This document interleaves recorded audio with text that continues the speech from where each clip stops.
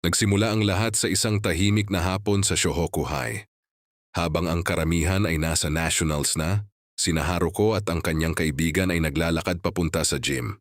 Ngunit sa gitna ng katahimikan, may naririnig silang tumatalbog na bola. Pagpasok nila, nakita nila si Yohei Mito na mag-isang nag-e-ensayo. Aminado si Mito na mahirap pala talaga ang basketball dahil hindi man lang pumapasok ang kanyang mga tira.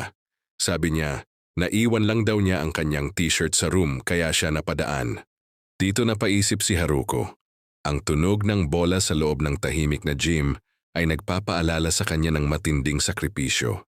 Naalala niya kung paano nagtulong-tulong ang lahat para makumpleto ni Sakuragi ang 20,000 baskets sa loob lang ng isang linggo. Ipinaliwanag ni Haruko kung bakit espesyal si Sakuragi.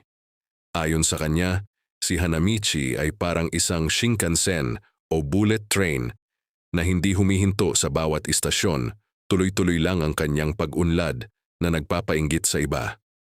Ibinahagi rin niya na tinuruan siya ng kanyang kuya ng one-handed shots noong middle school.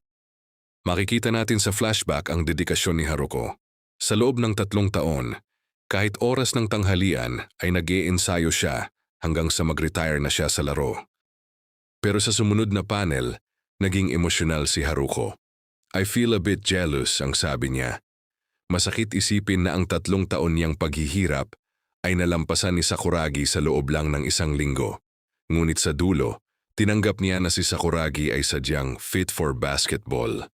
Tinukso pa siya ni Mito na hindi raw talaga siya bagay sa laro na ikinagalit ni Haruko. At heto na, opisyal nang nagsimula ang high school tournament. Nakasakay na ang buong team sa tren papuntang Osaka. Pero habang binabasa nila ang magazine, biglang nagulat sina Akagi at Kogure. Nakita nila ang posibleng makatapat nila sa second round ay ang Sano Kogyo mula sa Akita. Akala nila ay nagbibiro lang ang tadhana. Sa sumunod na panel, binalikan ang nakakatakot na record ng Sano. Sila ang champion noong nakaraang taon, 2 taon ang nakalipas at kahit noong bago pa iyon. Tinanong pa ni Ayako kung bakit hindi ito agad sinabi ni Anzai Sensei sa kanila. Ipinaliwanag ni Coach Anzai na magdudulot lamang ito ng karagdagang pressure sa kanila. Mas mainam na mag-focus na lang sila sa ating team kaysa alalahanin pa ang mga rank ng ibang mga kalahok sa tournament. Habang nasa loob ng tren ay tinitignan ng team ang mga iba pa nilang pwedeng makatapat sa kanilang bracket. Habang nakaupo, tahimik na nag-iisip si Sakuragi tungkol kay Morishige Hiroshi. Ngunit matapos ang ilang sandali ay biglang pumasok ang gulo. Isang lalaking may mahabang buhok ang biglang umakbay at nang asar kay Kogure. Siya si Kishimoto ng Toyotama. Sinabihan niya sila na ilabas ang kanilang tiket upang malaman kung taga saan sila at nalaman ni Kishimoto na Shohoku team pala ito. Kwinelyuhan niya si Kogure at tinanong kung tingin ba nila ay piece of cake lang ang Toyotama.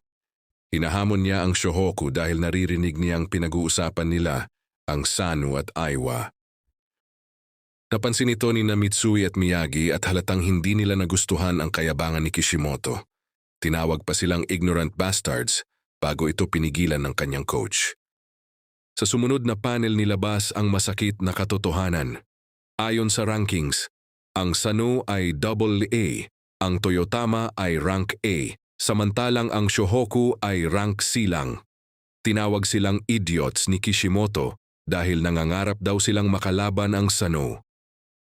Pero hindi nagpaapi ang ating bida. Nagkaroon ng pisikal na sagupaan.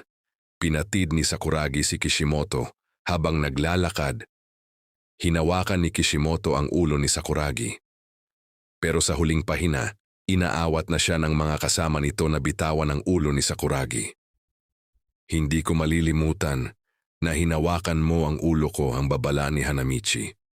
Mukhang bago pa man makarating sa gym, may giyera na sa loob ng tren. Grabe ang tensyon. Rank silang ba talaga ang Shohoku o magugulat ang buong Japan? Pag umabot tayo ng 100 likes ay ipagpapatuloy natin ang paglalakbay sa Inter-High nila Sakuragi at Team Shohoku.